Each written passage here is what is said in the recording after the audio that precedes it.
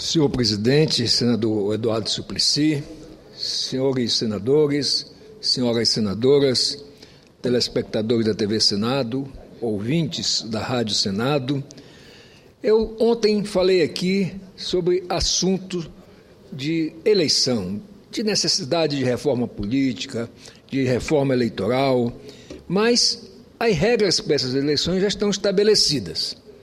Quer dizer, vai haver reeleição, o que eu defendo que seja acabado, aumentar o mandato para 5 anos sem direito à reeleição, porque o que nós vemos, na verdade, na prática, e principalmente eu quero aqui dar como constatado o caso do meu estado, é que o governador, quando vai para uma reeleição, ele usa e abusa, e o caso do atual governador foi esse, usou, abusou, coisas documentadas, filmadas, dinheiro apreendido pela Polícia Federal, com o estado menor em eleitores, foi o que maior teve apreensão de dinheiro pela Polícia Federal. Imagine, só o que pôde apreender.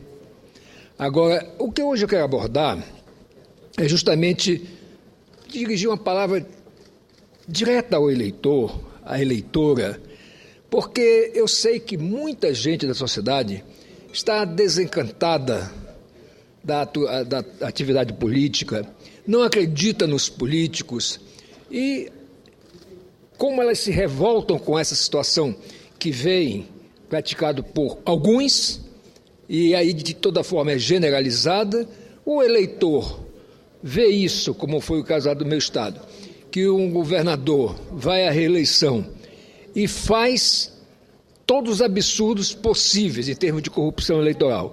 E fica por isso mesmo, porque até hoje o TSE não julgou a ação do governador e ele já vai se desincompatibilizar para ser candidato a senador. Agora vamos analisar essa questão de eleição, de reeleição e principalmente em 2 turnos. No meu estado, em 2010, e são números que precisam ser bem apreciados pelo eleitor, houve um total, somando a abstenção com mais votos nulos e voto em branco, totalizou no segundo turno 22%. Mas no primeiro turno, quer dizer, foi maior do que no primeiro turno, o que é um negócio atípico. Por exemplo, a abstenção que no primeiro turno foi de 13,98%, no segundo turno foi de 18,38%. Então, por que no segundo turno, quando realmente há o afunilamento da votação e que o eleitor tem sim que escolher entre um e outro, ele não vai votar? Porque nenhum dos dois merece? Aí o que acontece o quê? Com essa abstenção, e lá no nosso estado, temos notícias, inclusive, de que a abstenção foi comprada. Funcionários que foram chamados tinham que deixar a carteira de identidade, a carteira de motorista, o título de eleitor, para garantir de que ele não iria comparecer às urnas. Daí a subida de 13% para 18% de abstenção no segundo turno. E isso, quem vai à urna e anula o voto, como no caso de Roraima foram 2,76% dos eleitores, votou em branco 1,11%. Então, na verdade, a pessoa que está abominando o modelo político do Brasil é justamente quem deveria se movimentar, mobilizar e comparecer às urnas e convidar as pessoas de bem a comparecerem, para que assim o fato de só não quero mais saber disso e não justifico apenas meu voto, ou voto em branco, voto nulo, você está ajudando justamente os maus a se elegerem. Quem participa dessa forma da vida pública está contribuindo para que os maus vençam. Aliás, tem uma frase do grande líder Martin Luther King que diz que o que mais preocupa não é a ousadia ou o grito dos maus, mas sim o silêncio e a omissão dos bons. Então é preciso que a juventude, que as pessoas mais velhas, que às vezes essas pessoas mais velhas já estão realmente perderam a esperança, e os mais jovens estão revoltados com o que ouvem e o que veem.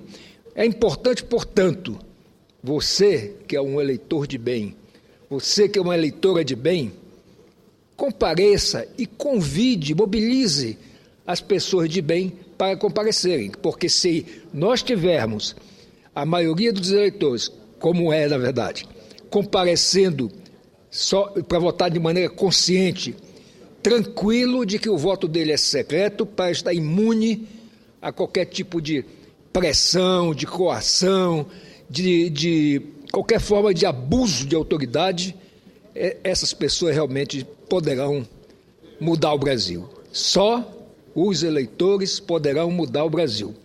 E se ficar esperando e só reclamando ou pregando, como eu tenho visto nas redes sociais, o voto nulo, o voto em branco, o voto, a abstenção, não comparecer, estão contribuindo, façam uma reflexão, estão contribuindo para que os maus continuem triunfando na política. E esses maus que triunfam, que são uma minoria, contaminam toda a atividade política.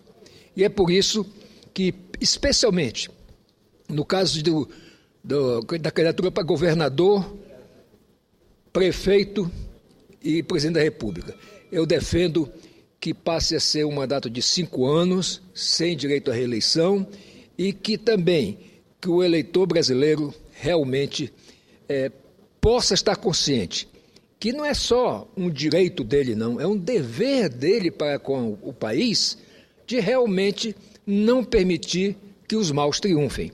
Eu trouxe esses dados justamente aqui para dar o exemplo do meu estado, que são dados que são episódios que eu vivenciei durante o primeiro e o segundo turno da eleição de 2010, para que realmente fique como uma reflexão para todos os eleitores. E me refiro aqui com especialidade aos jovens, às mulheres e também aos homens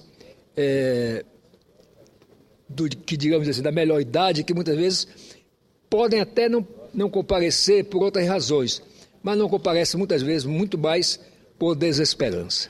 Portanto, a esperança é o voto de cada um, conscientemente, livre de pressões e com a vontade segura de mudar este país. Muito obrigado. Senhor presidente, só queria pedir a Vossa Excelência que eu autorizasse a transcrição desses quadros aqui demonstrativos que eu li superficialmente.